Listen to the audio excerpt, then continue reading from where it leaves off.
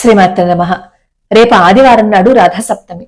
రథసప్తమి పూజా విధానం తెలుసుకుని దీని వెనుక మన ఋషులు మనకి ఏమి విజ్ఞానాన్ని నిక్షిప్తం చేశారు అనేది కూడా తెలుసుకుందాం. ఎందుకంటే ఏ విషయాన్నైనా సరే పూర్తిగా తెలుసుకున్నాము అని అనుకోండి, అప్పుడు అవి మూర్ఖత్వమని మూఢాచారాలని మనం కొట్టిపాడేయం. ఆదివారం నాడు సప్తమి కలిసి వస్తే అది చాలా విశేషం. ముఖ్యంగా మాఘమాసంలో ప్రతిరోజు బ్రాహ్మీ ముహూర్తంలోనే స్నానం చేయమంటారు. సరే, మాఘమాసంలో ప్రతిరోజు బ్రాహ్మీ ముహూర్తంలో స్నానం చేయలేకపోయినా కనీసం సూర్యోదయానికి ముందే స్నానం చేసేసారు అని అనుకోండి, అది ఆరోగ్యానికి మంచిది. అసలు ప్రతిరోజు సూర్యోదయానికి ముందే స్నానం చేసి సూర్య నమస్కారాలు చేసినట్లయితే ఎటువంటి ఆరోగ్యానికి సంబంధించిన ఇబ్బందులు దరిచేరవు. ఆదివారం నాడు రథసప్తమి వచ్చింది కదా, పొద్దున్నే స్నానం చేసిన తర్వాత ఆ స్నానం చేసే సమయంలో ఏం చేస్తారు, జిల్లేడు ఆకులు అలాగే రేగి పళ్ళు కొంతమంది పెట్టుకుంటారు, రేగి ఆకులు కూడా పెట్టుకుంటారు. ఇలా శిరస్సు మీద భుజాల మీద పెట్టుకుని స్నానం చేసేటప్పుడు సూర్యనారాయణుడిని స్మరణ చేసుకుంటూ స్నానం చేస్తారు.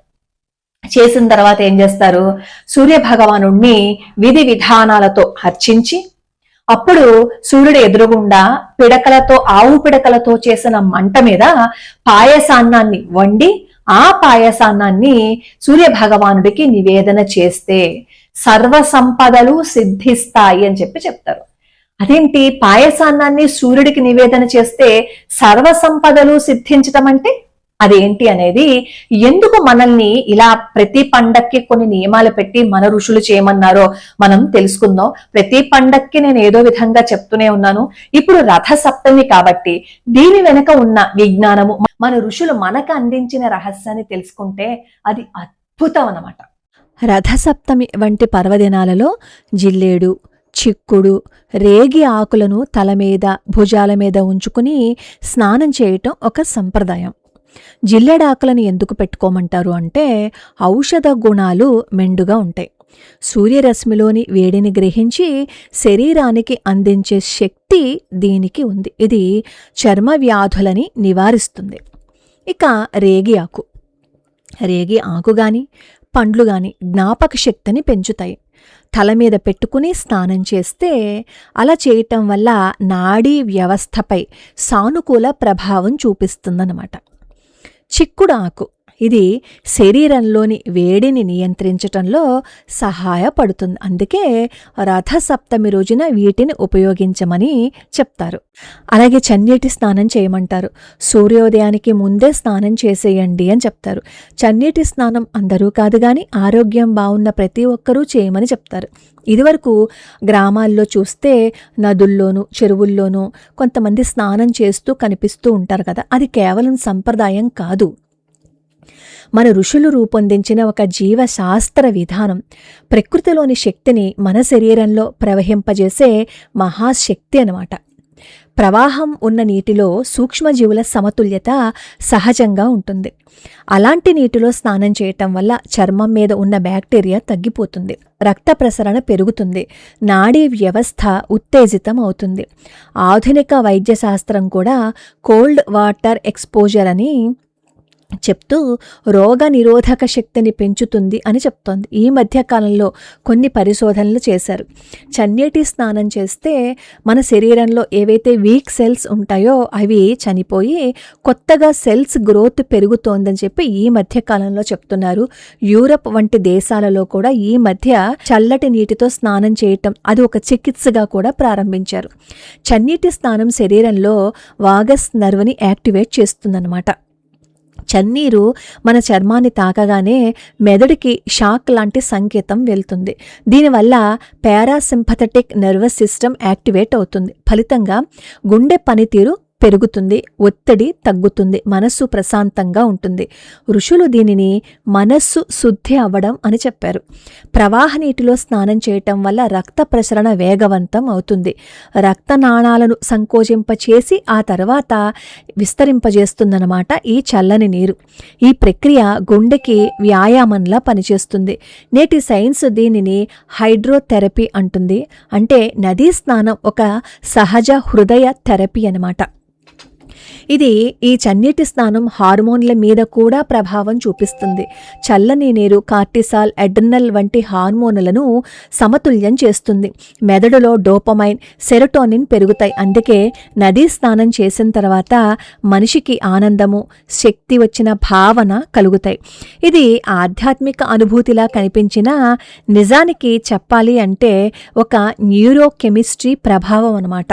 ఇలా చెప్పుకుంటూ పోతే ఎన్నో ఉన్నాయి. నీటిని తీర్థం అని పిలుస్తూ ఉంటారు. తీర్థం అంటే ఒక తీరాన్ని దాటి మరో స్థితికి తీసుకువెళ్ళేది అని. అంటే శరీర స్థితి నుంచి ఆధ్యాత్మిక స్థితికి తీసుకువెళ్లే శక్తి చన్నీటి స్నానానికి ఉంది. ఇది కేవలం శరీర శుద్ధి మాత్రమే కాదు, మనస్సు, ఆత్మశుద్ధి కూడా. అలాగే సూర్య నమస్కారాలు, ఇవి ఒక జీవశాస్త్ర ప్రోగ్రామింగ్ కోడ్ లాంటివి.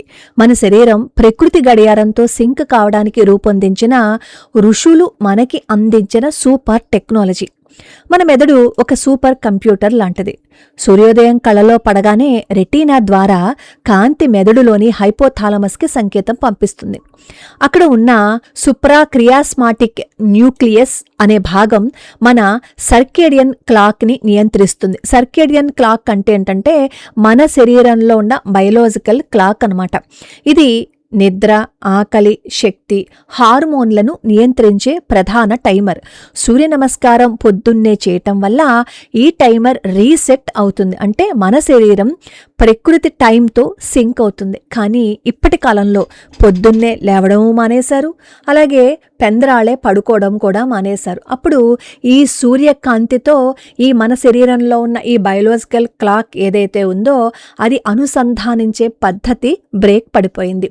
అందుకే మనం ఏం చేసినా, ఎంత చేసినా అలసిపోయినట్లుగాను, కొన్ని ఆరోగ్యానికి సంబంధించిన ఇబ్బందులను కూడా మనం ఎదుర్కొంటున్నాం. సూర్య నమస్కారం చేసేటప్పుడు శ్వాస కాస్త దీర్ఘంగా తీసుకుంటాం కదా. ఇది ఏమవుతుంది అంటే ఈ సూర్య నమస్కారం ఆటోనామిక్ నర్వస్ సిస్టమ్ని బ్యాలెన్స్ చేస్తుంది. ఇలా దీర్ఘంగా శ్వాస తీసుకోవటం వల్ల వాగస్ నర్వ్ కూడా యాక్టివేట్ అవుతుంది. చన్నీటి స్నానం చేస్తున్నప్పుడు కూడా ఈ నర్వ్ యాక్టివేట్ అవుతుందని ఇందాక మనం తెలుసుకున్నాం కదా. దీనివల్ల ఏమవుతుంది, హార్ట్ రేట్ నెమ్మదిస్తుంది, మెదడు ప్రశాంతంగా ఉంటుంది. అయితే సైన్స్ ఏం చెప్పింది అంటే మైండ్ అండ్ బాడీ కనెక్షన్ అంది. ఋషులేమో దీనిని ప్రాణ ప్రవాహము అని చెప్పారు. అలాగే సూర్య నమస్కారం చేస్తే ఇలా ముందుకి వంగడం, వెనక్కి వంగడం చేస్తూ ఉంటాం కదా. అప్పుడు ఏమవుతుందంటే స్పైనల్ కాలంలో సెరిబ్రో స్పైనల్ ఫ్లూయిడ్ ప్రవాహం పెరుగుతుంది. ఈ ఫ్లూయిడ్ మెదడుకి పోషణ, డీటాక్స్ చేసే ప్రధాన ద్రవం అనమాట. నేటి న్యూరో సైన్స్ ప్రకారము ఈ ఫ్లూయిడ్ ప్రవాహం మెమరీ, బ్రెయిన్ క్లారిటీకి కీలకం. యోగులు చెప్పిన సుషుమ్నా నాడీ శుద్ధి అనే భావనకు ఇదే బయోలాజికల్ ఆధారం. హార్మోన్ల పరంగా చూసాము అంటే సూర్య నమస్కారం ఒక ఎండోక్రైన్ థెరపీ. సూర్య నమస్కారం చేసేటప్పుడు ఛాతీ విస్తరించే ఆసనాలు ఉంటాయి కదా. ఈ ఛాతీ విస్తరించే ఆసనాలు థైమస్ గ్రంథిని ఉత్తేజితం చేస్తాయి. థైమస్ మన ఇమ్యూనిటీకి కీలకం. కోర్ కండరాలు పనిచేసే ఆసనాలు ప్యాంక్రియాస్ను యాక్టివేట్ చేసి ఇన్సులిన్ సెన్సిటివిటీని పెంచుతాయి అన్నమాట. తల వంగే ఆసనాలు పిట్యూటరీ గ్రంథికి రక్త ప్రవాహాన్ని పెంచుతాయి. పిట్యూటరీనే మాస్టర్ గ్లాండ్. ఇది థైరాయిడ్, ఎడ్రినల్ అన్నింటినీ నియంత్రిస్తుంది. సూర్య నమస్కారం చేసే సమయంలో కదలికలు మజిల్స్లో మైటోకాండ్రియా యాక్టివేషన్ చేస్తాయి.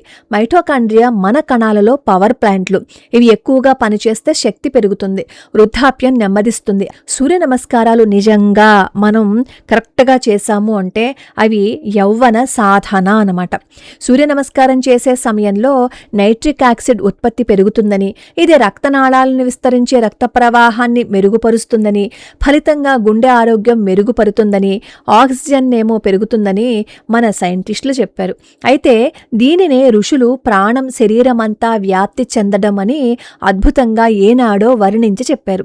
మెదడులో డోపమైన్, సెరోటోనిన్, ఎండార్ఫిన్ విడుదల సూర్య నమస్కారం ద్వారా పెరుగుతుంది. అంటే ఇవన్నీ హ్యాపీ హార్మోన్స్ అన్నమాట. అందుకే సూర్య నమస్కారం చేసిన తర్వాత చాలా ప్రశాంతంగా, శాంతంగా, ఆనందంగా ఉంటారు. ఇదేం మిస్టికల్ కాదు, ఇది న్యూరో కెమిస్ట్రీ, సైన్స్ పరిభాషలో చెప్పాలి అంటే. ఇలా సూర్య నమస్కారము అనేది ఒక bio psycho spiritual reset button అన్నమాట. శరీరానికి ఆరోగ్యాన్ని ఇస్తుంది, మెదడుకి స్పష్టత ఇస్తుంది, మనసుకి శాంతిని ఇస్తుంది, ఆత్మకి వెలుగుని ఇస్తుంది. సూర్యుడి ఆకాశంలో ఉదయించటమే కాదు, సూర్య నమస్కారం చేయగానే మన లోపల సూర్యుడు కూడా ఉదయిస్తాడు అనే విషయాన్ని మనం మరిచిపోకూడదు. మన ఆచారాలు, మన సంప్రదాయాలు ఏవో మూర్ఖత్వము, మూఢత్వము కాదు.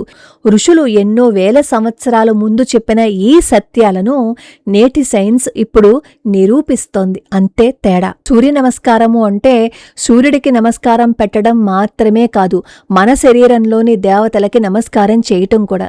ఈరోజు మనం ఇన్ని అద్భుతమైన విషయాలను తెలుసుకున్నాం కదా.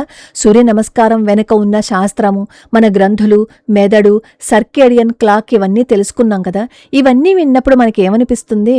ఒక అద్భుత జీవన శాస్త్ర యజ్ఞము అని మనకి అర్థమవటం లేదా? ఇంతటి యజ్ఞాన్ని మన చేత చేయిస్తున్నారు ఋషులు. పొద్దున్నే లేచి సూర్య నమస్కారం చేయటము అంటే మన శరీరాన్ని ప్రకృతి గడియారంతో సింక్ చేయటం. అందుకే యోగులు తెల్లవారుజామునే లేవాలి అని చెప్పారు. ఇప్పుడు చెప్పండి, ఇవన్నీ చేస్తే మనకి ఆరోగ్యం వస్తుంది. ఆరోగ్యం అంటే సర్వ సంపదలు కాదంటారా? ఈ వీడియోలో అన్నీ అవగాహన కోసం మాత్రమే చెప్పాను. ఎవరైనా సూర్య నమస్కారాలు చెయ్యాలి అని అనుకుంటే గురువు నుంచి మాత్రమే నేర్చుకుని సూర్య నమస్కారాలు చేయండి. సొంతంగా ఏ ప్రయత్నము దయచేసి చెయ్యొద్దు. మరి ఇంత విజ్ఞానం దాగి ఉన్నప్పుడు మరి ఇంక మనం పొద్దున్నే లేవము, చన్నీటి స్నానం చేయము అని కొట్టిపాడేస్తామా? ఎప్పటికీ కొట్టిపాడేయం కదా. ఇది వీలైతే మీరు మీ పిల్లలకి కూడా చూపించండి, వినిపించండి. చిన్నపిల్లలు చాలా తొందరగా అర్థం చేసుకుంటారు. ఈ రోజు పిల్లలే రేపు మన భారతదేశాన్ని తీర్చిదిద్దే భావి భారత పౌరులు కాబట్టి ముందుగా వాళ్లే తెలుసుకోవాలి. లోకా సమస్తా సుఖినో భవంతు, సర్వే జనా సుఖినో భవంతు.